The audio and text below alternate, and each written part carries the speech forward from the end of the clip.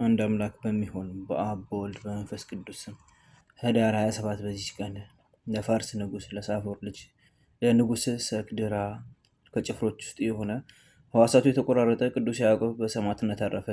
ይህን ንጉሥ ሰክድራ እጅግ ይወደው ነበር። ስለ መንግስቱ ስራ ሁሉ ከእርሱ ጋር ይማከር ነበርና፣ ስለዚህም የቅዱስ ያዕቆብን ልቦና አዘን ብሎ ፀሐይና እሳትን እንዲያመልክ አደረገው። በሃይማኖቱም ከንጉሱ ጋር እንደተስማማ የተቀደሱ እናቱ ሚስቱና እህቱ በሰሙ ጊዜ እንዲህ ብለው ጽፈው ወደ እርሱ ላኩ። የቀናች የጌታችን ኢየሱስ ክርስቶስን ሃይማኖት ትተህ የፍጡራንን ጠባይ ለምን ተከተልከ? ይህም ፀሐይ፣ ጨረቃ፣ ከዋክብት እሳት ናቸው። እወቅ፣ ከዛሬ ጀምሮ በንጉሥ ሃይማኖት ከኖርክ እኛ ከአንተ የተለየነን። የመልእክታቸውን ጽሑፍ ባነበበ ጊዜ መሪር ለቅሶን አለቀሰ። በዚህም የጥፋት ምክር ጸንቼ ብኖር ከቤተሰቦቼና ከወገኖቼ የተለየው መሆኔ ነው። ደግሞስ በጌቴ ኢየሱስ ክርስቶስ ፊት እንዴት እቆማለሁ አለ። ከዚህ በኋላ የቤተ ክርስቲያንን መጻሕፍቶችን ማንበብ ጀመረ። የንጉሱን አገልግሎትም ተወ። ለንጉሱም ወዳጅህ ያዕቆብ እነሆ አገልግሎትን አማልክቶችንም ማምለክ ተወ ብለው ነገሩት። ንጉሱም ልኮ ወደ እርሱ አስቀርቦ አገልግሎትን ለምን ተውክ አለው።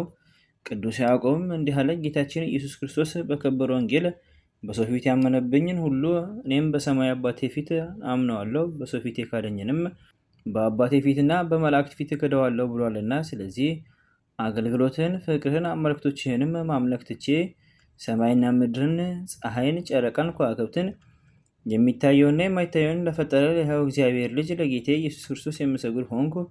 ንጉሱም ይህን በሰማ ጊዜ ደሙ እንደ ውሃ በዝቶ እስቲፈስ ታላቅ ግርፋትን እንዲገርፉት አዘዘ። እርሱ ግን ከበጎ ምክሩ አልተመለሰም። ዳግመኛ ሕዋሳቱን በየዕለቱ እንዲቆርጡ አዘዘ። እጆቹንና እግሮቹን ጣቶችን 20ውን ቆረጡ። ክንዶቹንና እግሮቹን እስከ ጭኖቹ ድረስ ወደ 42 ቁራጭ በየጥቂቱ ቆረጡ።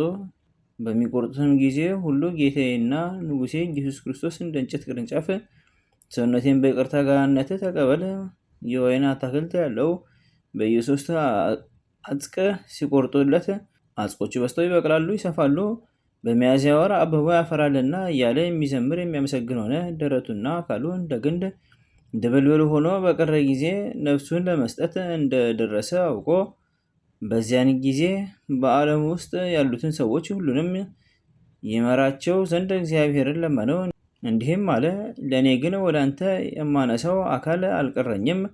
ሕዋሳቶቼ ተቆርጠው በፊቴ ወደቁ ስለሆኑ አሁንም ነፍሴን ተቀበላት አለ። በዚያንም ጊዜ ክብር ይግባውና ጌታችን ኢየሱስ ክርስቶስ ተገልጾ አረጋጋው፣ አጽናናውም። ያን ጊዜ ነፍሱ ደስ አላት። ነፍሱንም ከመስጠቱ በፊት ወታደሩ በፍርሃት መጥቶ የከበረች ራሱን በሰይፍ ቆረጠ። የሰማዕትነት አክሊልም በመንግሥተ ሰማያት ተቀበለ።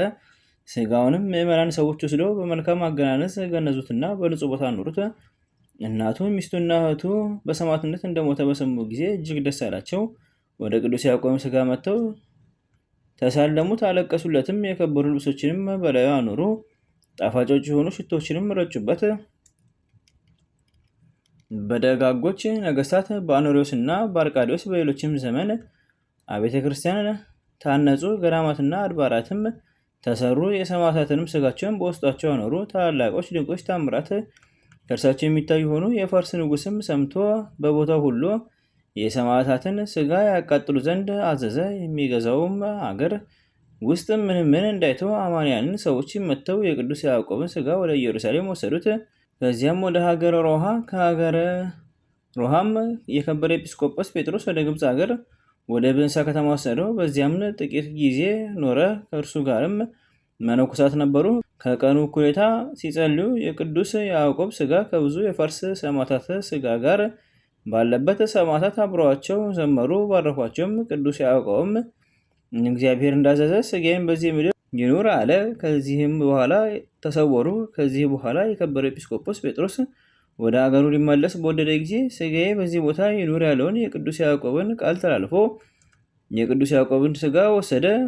በዚያንም ጊዜ አስቀድሞ ወደ አመለከተው ቦታ ከእጆቻቸው መካከል ተመለሰ። ከስጋም ታላላቅ የሆኑ ተአምራት ተገለጡ። ለእግዚአብሔር ምስጋና ይሁን፣ እኛንም በዚህ ሰማዕት ጸሎት ይማረን፣ በረከቱም ከኛ ጋር ትኖር ለዘላለሙ አሜን። በዚህችም ዕለት ከ72ቱ አርድእት አንዱ የፊሊሞና መታሰቢያ ነው። በረከቱ ከኛ ጋር ትኖር ለዘላለሙ አሜን። በዚህችም ቀን በንሁር ከሚባል ሀገር ቅዱስ ጢሞቴዎስ በሰማዕትነት አረፈ። ይህም ቅዱስ ከታናሽነቱ ጀምሮ እግዚአብሔርን የሚፈራ ሁልጊዜም በጾም በጸሎት ተጠምዶ የሚኖር ነው። ስሟም ወራ የምትባል ሚስት አለችው። እርሷም የአጎቱ ልጅ ናት።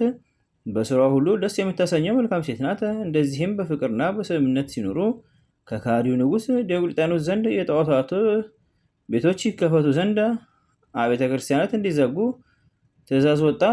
ቅዱስ ጢሞቴዎስም ይህን ሰምቶ እጅግ ደስ አለው። እርሱ ስለ ክርስቶስ ፍቅር ደሙን ያፈስ ዘንድ ይህን ዘመን ይጠብቀው ነበርና። ለሚስቱም ሊሰሩ ያሰበውን ነገራት። እርሷም የእግዚአብሔር ፍቃድ ይሁን አለች። ከዚህም በኋላ መንገዱን ያቀናለት ዘንድ ወደ እግዚአብሔር ጸለየ። ጌታችንም በዚያች ሌሊት በሕልም ተገለጸለት። ወዳጄ ጢሞቴዎስ ሆይ ሰላም ላንተ ይሁን። እነሆ ከጻድቃኖቼ ቁጥር ውስጥ ቆጥሬሃለሁ። አሁንም ተነሳ፣ ሚስትህንም ይዘህ ወደ ብህንሳ ከተማ ሄዳችሁ ጣዖታትን በሚያመልኩ ሁሉ ሕዝብ ፊት በስሜ ታመኑ አለው። በነቃ ጊዜም ለሚስቱ ነገራት። እርሷም ይህንኑ የሚመስል ህልሟን ነገረችው። ከዚህ በኋላ ተነስተው በአንድነት ሄዱ። ወደ መኮንኑ ወደ ቁልቁልያኖስም ደረሱ። መሰንቆና እንዚራ እያስመታ ለጣዖታቱ በዓልን ሲያከብር አገኙት። ያን ጊዜም ወታደሮቹ ይዘው በመኮንኑ ፊት አቆሙት። ሚስቱም ተከተለችው። መኮንኑም ለጣዖት መስገድን እያግባባ በርኅራኄ ቃል ተናገረው። ቅዱሱ ግን እርሱና የረከሰች ሃይማኖትን ሰደበ። ስለዚህም መኮንኑ ተቆጥቶ ከሚስቱ ጋር ወደ ወህኒ ቤት እንዲያስገቡ ታዘዘ። ከጥቂት ቀኖች በኋላ ከሚስቱ ጋር አውጥተው ደማቸው እንደ ውሃ እስቲፈስ በአለንጋዎች እንዲገርፏቸው አዘዘ። ያለ ርኅራኄም ገረፋቸው። ሚስቱም በዚህ ስቃይ ምስክርነቷን ፈጸመች። ዳግመኛም ለጣዖታት መስገድን እሺ ይለው ዘንድ ቅዱስ ጢሞቴዎስም ማባበል ጀመረ። እምቢ ባለውም ጊዜ የነዳጅ ድፍድፍ ስጋውን ቀብተው ከእሳት ማንደጃ ውስጥ እንዲጨምሩ ታዘዘ። በጨመሩትም ጊዜ እግዚአብሔር መልአክ ቅዱስ ገብርኤል ወርዶ ከዚህ ቃጠሎ አዳነው። ከዚህ በኋላ ሁለተኛም ወደ ወህኒ ቤት መለሱት። ተአምራትንም የሚያደርግ ሆነ። በአንዲት ዕለትም በዚያ ሲጸልይ ክብር ይግባውና ጌታችን ኢየሱስ ክርስቶስ ወደ እርሱ መጥቶ ቃል ኪዳንን ገባለት። ሰላምታም ሰጠው። በማግስቱም ከእስር ቤት አውጥተው ወደ በንሁር ከተማ ወስደው ቅድስት ራሱን ቆረጡ። ያን ጊዜ ንውጽውጽታ ሆነ። አየርም መላእክትን ተመላች። አማንያን ሰዎችም መጥተው ስጋውን ወስደው በመልካም አገናነዝ ገንዘው ቀበሩት። የመከራውም ዘመን ባለፈ ጊዜ ቤተ ክርስቲያን ሰሩለት። ሰኔ 27 ቀንም አከበሯት። ስጋውንም በውስጡ አኖሩ። ለእግዚአብሔር ምስጋና ይሁን፣ እኛንም በጸሎት ይማረን፣ በረከቱም ከኛ ጋር ትኖር ለዘላለሙ አሜን። በዚችም ቀን የገበርማው አባ ተክለ ሐዋርያ፣ የአባ ገብረ ዮሐንስ የደብረ ቁንጽል፣ የአባ ሊቃኖስ መታሰቢያቸው ነው። የመሬታችንም የስቅለቱ መታሰቢያ ነው። በረከታቸው ከኛ ጋር ትኖር ለዘላለሙ አሜን። በዚችም ቀን ዘርቦች በምትባል ሀገር የደብረ ጉይ የሰማዕት ቀሌምንጦስ መታሰቢያው ነው። በረከቱም ከኛ ጋር ትኖር ለዘላለሙ አሜን። አንድ አምላክ በሚሆን በአብ በወልድ በመንፈስ ቅዱስ ስም ኅዳር 28 በዚች ቀን የሀገረ ኒቄዎስ ኤጲስቆጶስ ቅዱስ ሰለባሞን በሰማዕትነት አረፈ። ዘአቅረብኩ ማሕሌተ ዘኪርየ አእላፈ እምለተጸምዱከ ዘልፈ ለላነብብ ተወከብ ዘኔቴ መጽሐፈን ተርእሰከ እግዚኦ ጸሪቀ መለው ተወከፈ እላቡ ብሏን ዘተርፈ ነቢያት፣ ቅዱሳን፣ ሐዋርያት፣ ሰባኪያን፣ ሰማዕታት ወጻድቃን፣ ደናግል፣ አዲ ወመነኮሳት ሄራን ባርኮ በበዛቲ መካን እስከ ረገይሊ ቆኑስ ሕፃን ለተጻፎ በክርታስ ወለዛ ጻፎ ዘደስ ወለዛ አንቦ ስርጎ ሳንዲስ ወለሰማ ቃሎ በዝና መንፈስ ጸሎተሙ ማርያም አረቄ ተኩሉ እምባስ ወሬ ማረን ኢየሱስ ክርስቶስ በቅዱሳኑ ጸሎት ጠብቀን፣ በረከታችሁም ከኛ ጋር ትኖር ኦ አምላክነ በከመ ምሕረትከ ወአኮ በከመ አበሳነ አቡነ ዘበሰማያት